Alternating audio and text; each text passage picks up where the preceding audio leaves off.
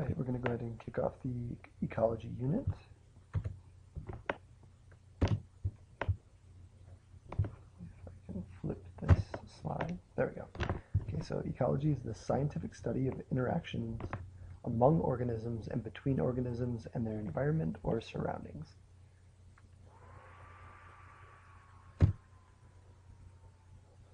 So anytime that you're doing the online videos, pause at any time. If I might go fast, but you can pause it whenever you want.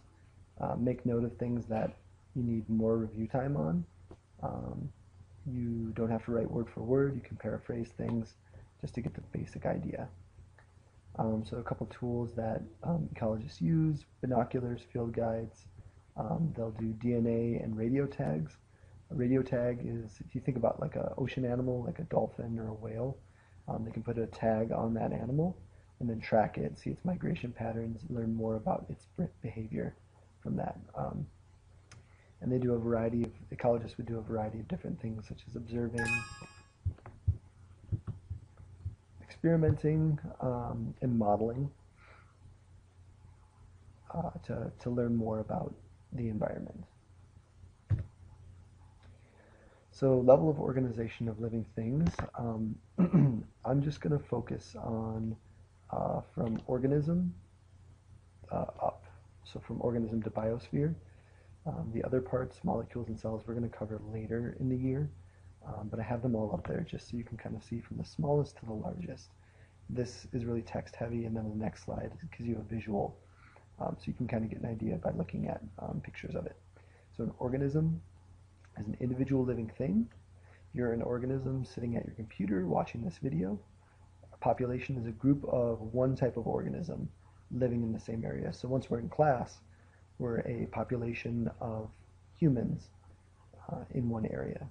A community is different populations that live together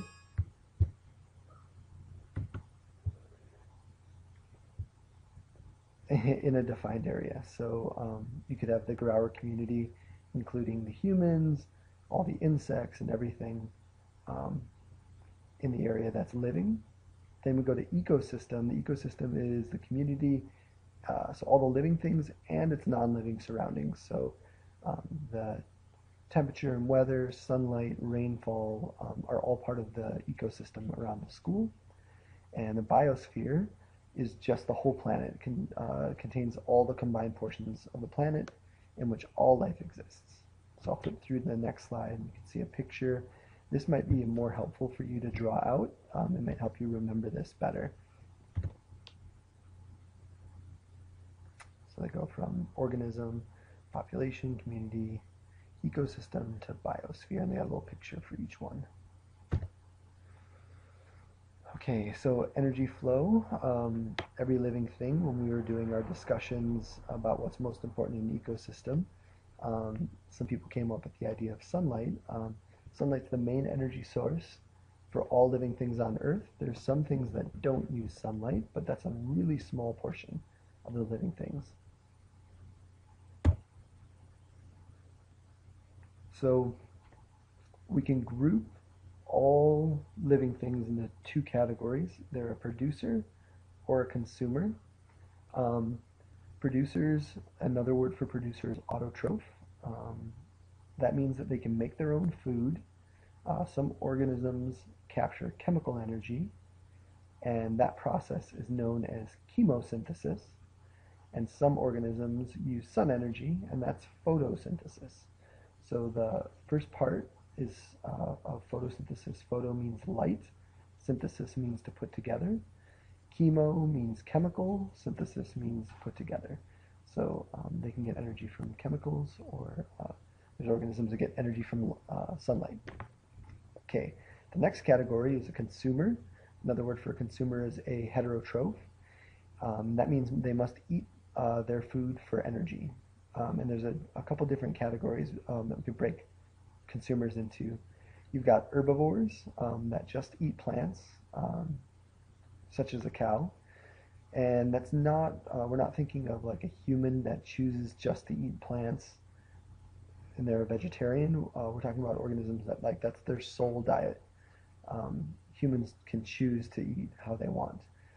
Carnivores are animals that just eat uh, other animals. An example would be a lion. An omnivore is something that eats plants and animals, so humans fall into that category. Then you've got detrivores, and those just feed off of plant and animal remains and other dead matter called detritus. Some examples of that are mites, earthworms, and crabs. And the very last thing is a decomposer, and they break down organic matter. So after a detrivore would break down a dead animal, what's left over, the organic matter from that living thing, can get broken down by a fungus or a bacteria. All energy in an ecosystem flows in one set direction. So it goes from the sun to the producers to the consumers. Energy in a system doesn't get recycled, so it just flows one way from the sun down to producers to consumers. It doesn't get recycled back up. So energy from the sun, once it goes into another organism, it never returns back to the sun to fuel the cycle over again. And kind of at each stage you could see those plants, some of the energy is going to get absorbed by the plant, some is going to be given off as heat. Then it goes to those little leaf cutter ants, and they're going to use some of the energy from that leaf, and then some of it's going to be lost as heat. Then when that animal dies, so in this case the insect, when it dies, it's going to get broken down by decomposers, and the energy after it gets broken down by decomposers, energy is going to be gone, but the inorganic nutrients such as carbon and hydrogen and oxygen or nitrogen is going to be back in the nutrient pool. The nutrients can go back, and those can cycle back through and be reused, but the energy would be gone. So the stability of an ecosystem is determined by producers and decomposers. It's a really fine balance. So if you went to a really finely tuned ecosystem that has a very tight balance like a rainforest, what happens in a rainforest, you think of disturbing a rainforest by like planting a farm. So sometimes they will cut down all the rainforest trees and plant a farm, or they're going to raise cattle. The problem with that is rainforest soil is really nutrient poor. There's not a whole lot of things there because usually what happens is as soon as a tree falls in the rainforest, because it's so hot and humid, it gets broken down really quickly. Most rainforest plants have very shallow root system, so they suck up nutrients as soon as they hit the soil.